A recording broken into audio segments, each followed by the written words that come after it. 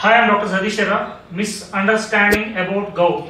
ఈరోజు మనం గౌట్ గురించి చాలా మందికి చాలా రకాల అపోహలు ఉన్నాయి. వాటి గురించి మనం ఈరోజు క్లియర్ చేసుకున్నాం డౌట్స్ అని. సో ఫస్ట్ గౌట్ అంటే ఏంటి? యూరిక్ యాసిడ్ క్రిస్టల్స్ అనేవి మీ బాడీలో ఎక్కువైపోయినప్పుడు చిన్న చిన్న జాయింట్స్లో దాన్ని మనం గౌట్ అని అంటాం. సో జనరల్లీ మనకు గౌట్ ఎందుకు వస్తుందని తెలుసు.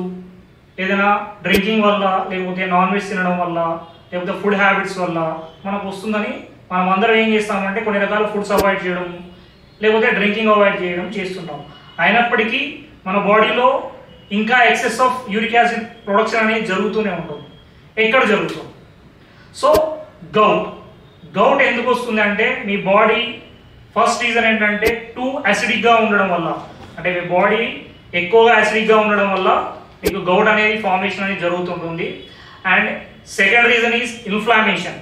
ఎక్కడైతే మీకు బాడీలో ఇన్ఫ్లామేషన్స్ ఎక్కువ అవుతుంటాయో దెన్ ఆల్సో మీ గౌట్ అంటే యూరిక్ యాసిడ్ క్రిస్టల్స్ అనేవి ఎక్కువగా మీ బాడీ ప్రొడ్యూస్ చేస్తూ ఉంటాం.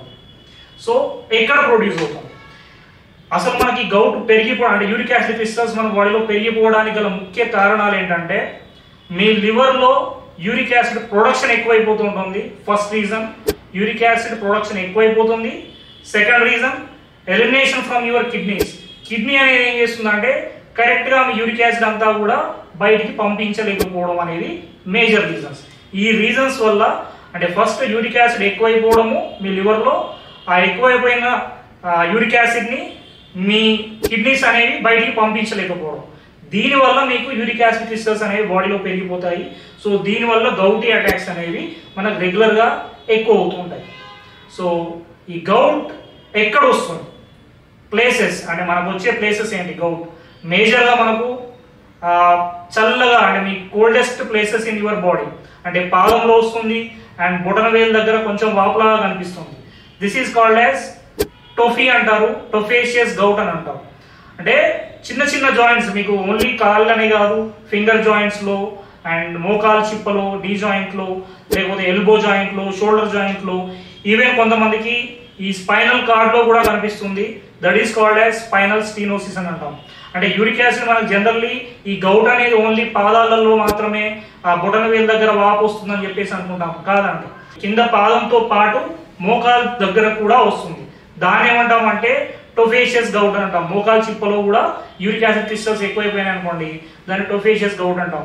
అదే స్పైనల్ కార్డ్లో అయిపోయింది అనుకోండి, దాన్ని స్పైనల్ స్టీనోసిస్ అని అంటాం. అదే మీ ఐస్లో ఎక్కువైపోయింది అనుకోండి, that is called as cataract. కిడ్నీలలో స్టోన్స్ లాగా యూరిక్ యాసిడ్ అనేవి ఫామ్ అవుతుంటాయి. అంటే ఇన్ని రకాలుగా ఈ యూరిక్ యాసిడ్ అనేది మీ బాడీలో ఉండిపోతూ ఉంటుంది. అంటే దీస్ ఆర్ ద ప్లేసెస్ మీకు యూరిక్ యాసిడ్ అనేది ఎక్కువగా నిల్వ ఉండే ప్రదేశాలు ఇవన్నీ. సో యూరిక్ యాసిడ్ అనేది ఎందుకు ఎక్కువ అవుతుంది? What is the mechanism? So generally మన బాడీలో డిఎన్ఏ, ఆర్ఎన్ఏ అనేది డైలీ కాపీ అవుతూ ఉంటుంది. సెల్స్ని కాపీ చేస్తూ ప్రోటీన్స్ అనేది ప్రొడక్షన్ జరుగుతూ ఉంటుంది. దాంతో మనకు హెయిర్ సెల్స్ అనేవి ప్రొడక్షన్ అవుతుంటుంది, లేకపోతే మీ స్కిన్ అనేది ప్రొడక్షన్ అవుతుంటుంది, లేకపోతే హార్ట్లో సెల్స్ అనేది ప్రొడక్షన్ అవుతుంది. అంటే ఈ ప్రోటీన్ అనేది మనకు డిఎన్ఏ అనేది మనకి ప్రోటీన్స్ ప్రొడక్షన్ చేస్తూ బై ప్రొడక్ట్స్ అంటే ఈ మెకానిజం అంతా జరుగుతున్నప్పుడు ఎండ్ ప్రొడక్ట్స్ లాగా మీకు ప్యూరిన్, PURINE అంటాం. ఈ ప్యూరిన్ ప్రొడక్షన్ జరగడం వల్ల దాని ఎండ్ ప్రొడక్ట్ లాగా మనకి యూరిక్ యాసిడ్ అనేది బాడీలో ప్రొడ్యూస్ అవుతుంటుంది. అంటే మనం ఏమనుకుంటున్నాం, యూరిక్ యాసిడ్ అనేది బయట నుంచి తినడం వల్ల వస్తుందని చెప్పేసి మనం పాలకూర ఆపేస్తాము, లేకపోతే ఇంకా షుగర్స్ ఆపేస్తాము. అయినా ఆపేసినప్పటికి కూడా ఎందుకు వస్తుందని అంటే this is the exact reason. అంటే మీ బాడీలోనే మిమ్మల్ని ప్రొటెక్ట్ చేయడానికి యూరిక్ యాసిడ్ అనేది ప్రొడ్యూస్ అవుతూ ఉంటుంది. సో ఇక్కడ రెండు రకాల ఫ్యాక్టర్స్ ఉన్నాయి. మనం ఎట్లా వస్తుంది అని అంటే మీకు యూరిక్ యాసిడ్ మీ బాడీలో ఎండోజినస్ ఫ్యాక్టర్స్ అండ్ ఎక్సోజినస్ ఫ్యాక్టర్స్ అని అంటాం. ఎండోజినస్ ఫ్యాక్టర్స్ అంటే మీ బాడీలోనే ప్రొడక్షన్ అవుతుంది. ఎక్కడ ప్రొడక్షన్ అవుతుంది? లివర్లో, ఇంతకుముందు చెప్పినట్టు.